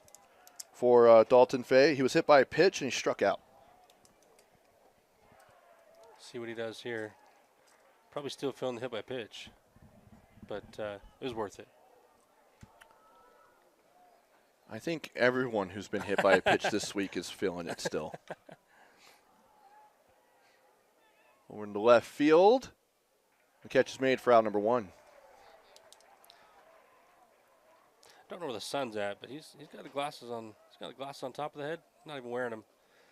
But yeah, why not? It must be. The sun must be in a position. Sometimes. Or is that like just a look? Well, the thing is, sometimes the glasses can make it worse. Yeah. Because if the sun's right there, the glare is so bad. So sometimes you have to take the glasses off and just use your glove to shade the sun. Oh, yeah. So it depends on preference. There's been times where I'm like, man, these glasses aren't doing anything for me. It looks like I'm staring right and dead, in which you are. You're staring right at the sun, so it doesn't really help.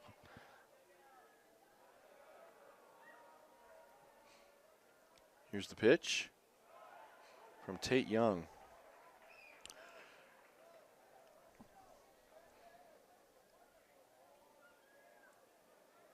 Now, I wonder if they'll do the same thing as if Coach Roberts is hoping that they can throw 60 or less with Tate Young again and then use them on Friday if they get there, right? Yeah. You got to win this game first. Like, this is all hypothetical. Same Well, with even then, like, as long as you keep him in that 65, Yep. or 60. if you keep him under 60, then he would sit out tomorrow anyway. So if you're in the if game, then you can go with your other arms. I'd have to look and see the rest for that goes into right field. Diving catch is made. And sliding for that catch for out number 2 is Zayden Bai. Kid's making plays. He is. What a play. I mean, he had the hit, too. The solid hit, and just making some slide and grab out there. That's the nice thing about turf, too. You can slide a little bit easier, so getting down there, making a slide, or getting you in position to catch that ball. On grass, it's not as easy. Your legs get caught a little more potholes. I went potholes. I guess it depends on what field you're playing on. Yeah. I guess it's kind of fields I played on, I guess. Well, not here. Not potholes, but just, divots and whatnot. There isn't a pothole to be found here. No, that's why it's so nice to play on. If you slide, you're not going to worry about your legs or knees getting caught on something. I'm looking to see how many pitches Rip Roberts threw on Tuesday.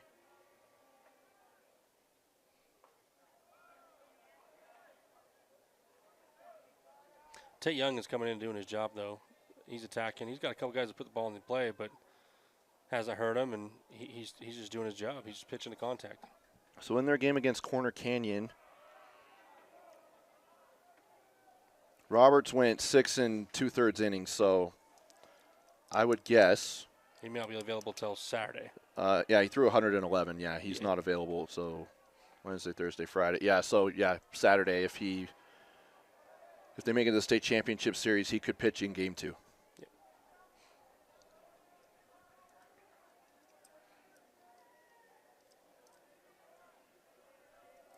3-1 the count. Here to Carter Bell. Back to the center fielder, right into his glove for out number 3. So a 1-2-3 inning for Skyridge defensively. And that we go to the bottom of the 5th here on KSLSports.com. Welcome back. Getting us going here for Skyridge. Leading off is Miles Robinson. So back at the top of the order here. Struck out his last at bat.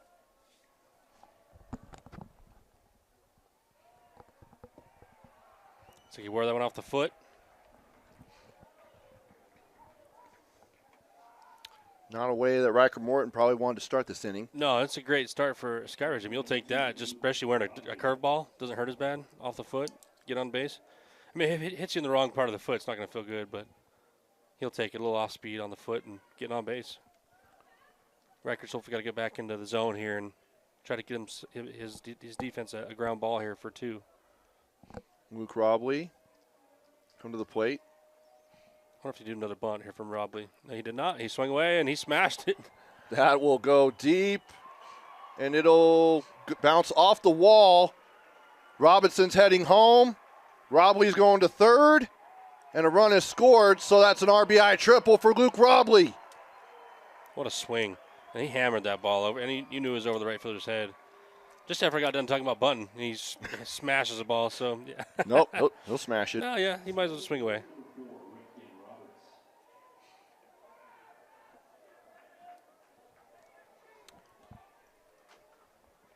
So 12-5 is our score.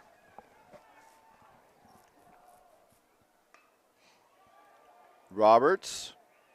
That'll drop for a base hit, and the runner will score, which is Robley at home.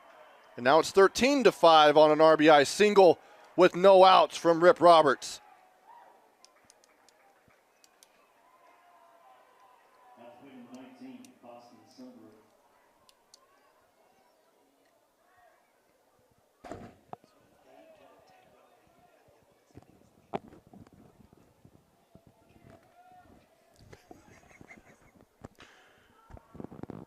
Grounder to short, over to second, and there's the 4-6-3 double play for the first 2 outs of the inning.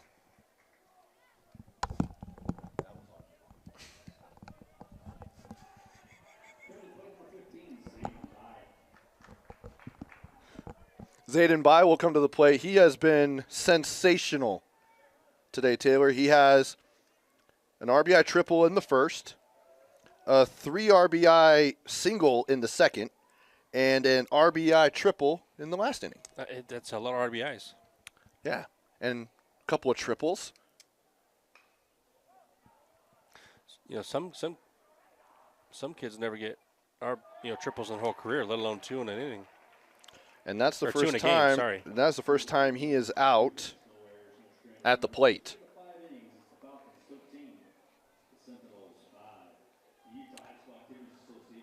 A couple of runs put up there, and now Mountain Ridge will try to answer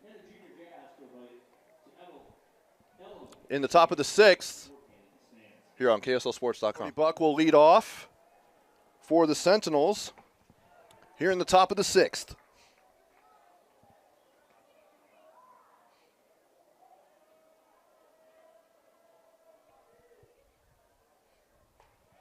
For Buck, back-to-back base on balls, and he scored both of those runs.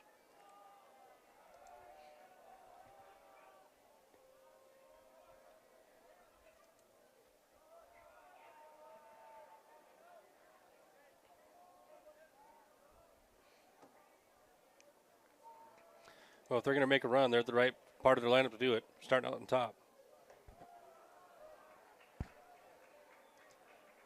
And Buck's done a good job getting this to a 3-1 count. So starting off good for Mountain Ridge, just what they need to get a few guys on and get some runs.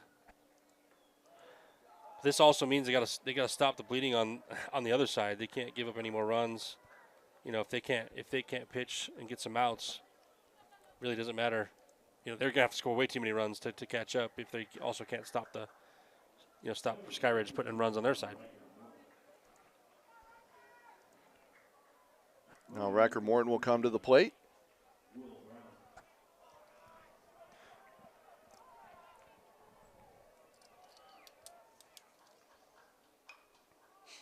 Oh, swing! Good swing, a pop up though. Another nice play by Bai in the outfield. He's got that sliding grab down. Yeah, been doing it pretty well. That's something he's probably been practicing. Yeah. I was just about to make a comment on Riker's cleats too. Those look sweet. He's got some Jordan's cleats. I know he's not up anymore, but he's got some nice cleats. Good observation by you. Yeah, just I can appreciate the swag. Yeah, I don't have any. Makes you feel old saying swag. Yeah, it actually does. And I don't know why you do that.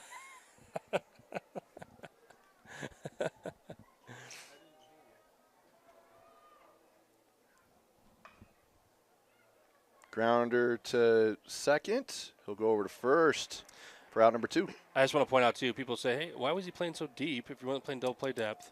Yep. And I think that coaches are when they're up this much, you're willing to sacrifice runs for outs. Usually early in the game, it's the other way around. Yeah. You're trying to sacrifice your outs for runs. Like you want to try to cut off runs. But when you got a big lead like this, it's just like let's expand where our reach can for fielding, and let's just work on getting outs. We don't care about the guy at second. We don't even care if he scores. 13-5, we're heading into that 10-run rule territory, which we haven't had. We have not. This entire week. I'm glad because I think it's been a lot of good competitive baseball. And I still think it's funny because, I think some other games earlier in the tournament with pitching that I have been like, yeah, there's no way this team's coming back, right? Or they're just coming back is going to be a lot harder. But I just don't feel that way about this game. I still think that there's, it's still far from over. You know what I mean? And I think that anything could happen in this game. It's still winnable by Mountain Ridge, even though, Skyridge has got the big lead right now. Well, a run does come in for Mountain Ridge on that RBI single by Brody Gerard with 2 outs. And Carson Fankhauser is at the dish. He's had a big tournament. See if he can keep it going 0 here. for 1. He's had a big day. He was a big part of their win over Corner Canyon this morning.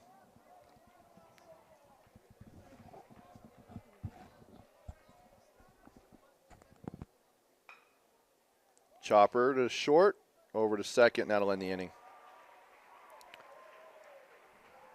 We go to the bottom of the 6th with Skyridge coming to the plate next here on KSLSports.com. Bottom of the 6th. here on KSLSports.com. From Miller Field, Trevor Allen, Taylor Morris, Austin Bigelow on the camera, a.k.a. future umpire. He's really worked on his punch-out. A.k.a. Coffee Boy. Yeah, we don't need to talk about that story. That one's meant to be stayed off air. The coffee story. We're getting later in the tournament. Austin's saying safe right now, right? Is that safe? Yeah. One thing that I think that kind of getting back on track on the game, but back on the focus here. Back on the focus here. Butters, that goes just past the outstretched glove of the pitcher, but it gets to the second baseman. It'll go over to first for out number 1. I think I was just kind of noticing this, and something I want to point out. When you have some shade coming in from the sun, like you see how there's shade from the stadium that's kind of half, and so the ball starts in the sun, then comes in the shade. Sometimes that can create, make it a little bit hard to read the ball and to see it because it's coming from the sun to shade. So sometimes that can throw you off as a hitter. It depends. It shouldn't do too much, but I'm just saying it is something that does affect you a little bit because you're changing from the sun to the shade. So your perception and how you're receiving the ball, it does change a little bit than if it was all sun or all shade, right? Yeah. Like it's just pointing it out there for the folks who haven't played before, or that is something that does affect a hitter. A pinch hitter has come in. Mason Omai. Oh, Mason Omai, our guy Omai. That'll go over the third baseman and will be a single.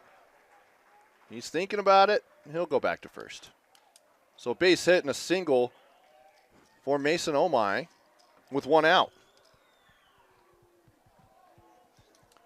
Not quite an Omai moment, but coming in as a pinch hitter and getting on base. Yeah, I mean, he got on. That's what he's asked to do.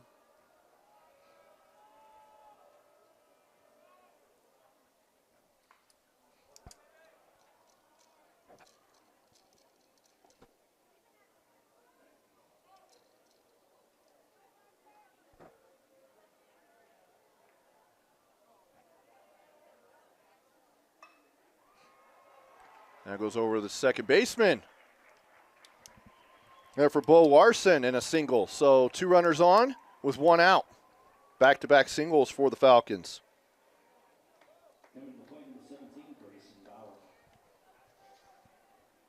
Grayson Bauer will come to the plate. Struck out in his last at-bat, but is 1 for 2. Has a single and reached base on balls. I mentioned how the shade will affect you as a hitter, and then they went out and got 2 hits. So that also paid off really well that I mentioned that might affect them, and it didn't affect them so far. They got 2 hits. Strike 1. Yeah, it's just I feel like that was a little targeted to you. Yeah, they were like, yeah, that don't matter. Yeah. That's just you, Taylor. We're not worried about it. Your eyes are just bad. Taylor's just worrying about it too much. You're just not an athlete like us.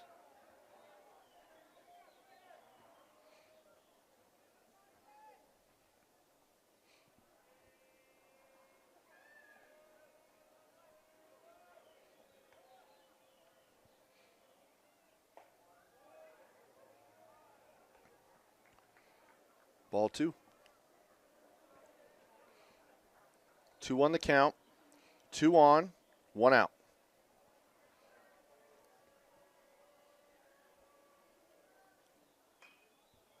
Fouled off. So even the count at 2-2.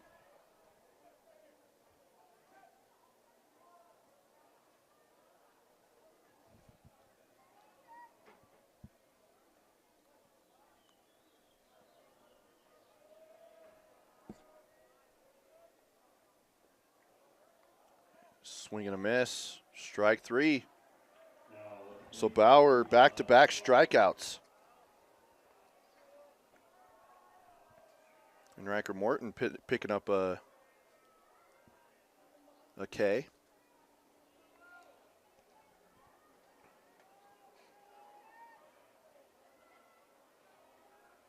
Wait, that is not Riker Morton. Did they change? Yeah, they did change pitchers. It's number 2. Boston Swain is pitching for the Sentinels. Sorry, a bunch of amateurs up here in the. I want to say that. I'm just kidding. I Speak for included yourself, myself. man. I meant myself when I said that. I didn't even pick it up. Say, so. speak for yourself. Yeah, you're right. You're right. Yeah, they ended up doing it between innings. It wasn't where they came out and did it in the middle of an inning. And a he's trying to foul. make a play out there. We'll oh, see he's it. trying. Oh. It's back into the dugout though, and they're fighting over it. It's funny. The hey, look at that effort. The catcher over there in the bullpen thinking he was going to get it, and then it went above, but then it bounced off. I think Pitcher that and the railing, and it catcher went were- in. That's just called that's competitors right there. Yeah, scrappy. I don't care what it is. I don't care if it's a foul ball. I don't care if we're playing chess. Right? He's trying to win. I love that. Love the effort. I think they wanted a Frosty. Yeah, they did. Smart men. Swing and a miss. Strike two. You'll see the runners here moving. Count So goes I'm just gonna full. Make sure they go home, but Miles they should be Robinson. running off. He's back in this position again.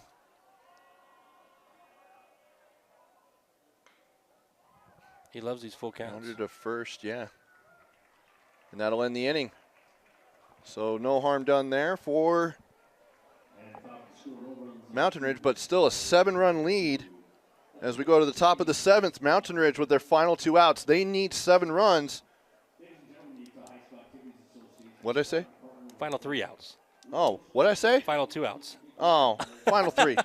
I'm like, did the game change? The rules No, change? no, I didn't change it. I'm glad that you tried to keep that silent, but I tried. I wanted to. I can't understand you. You when have you're- an image to keep up, and so I was trying to help you with your reputation. What image? Anyway, back with the final 3 outs potentially next. Boston Swain will lead off. The final 3 outs Final 3. potentially for Mountain Ridge. They will need 7 runs to force a bottom of the 7th inning. And Taylor, you know how I said that there's probably no more graduations? I lied. There's another graduation. There's another one going on in just a few.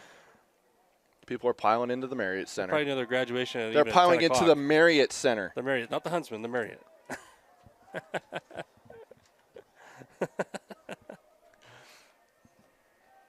Boston Swain.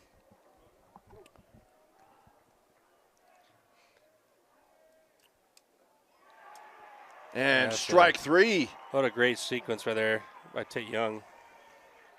Tough pitch to hit for Boston. They're right on the outside part of the plate. I mean, that's tough to touch.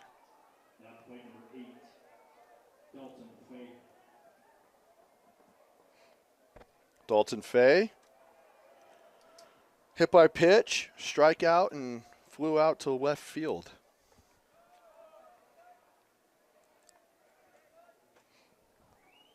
So a long way of saying 0 for 2. I mean, still important. Strike. 1-1 the count. 1 out, no one on. Singles wild. Singles wild. I bet I annoy so many people with that. Yeah, I'll stop. no, 2 strikes. I love it.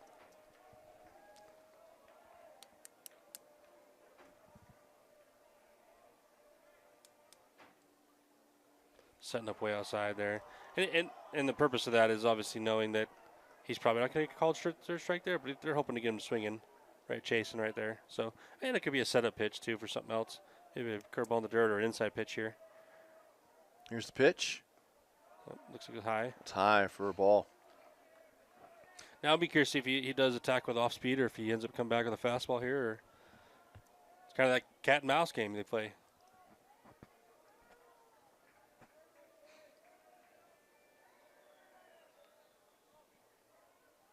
Swing and a miss. Strike little 3 on the changeup. payoff pitch. Change up for that last pitch, which is an amazing pitch. And Alex Krasner will try and keep this season alive for the Sentinels. But Tate Young and this Skyridge defense 1 out away from going to the state championship series. What a fun time, exciting time for them. You know, Mountain Ridge still got to fight here, but got one last out here to do it. Strike one. Can hear the crowd. They're standing up. They're excited for their team that showed up this tournament. Krasner is 0 for 3.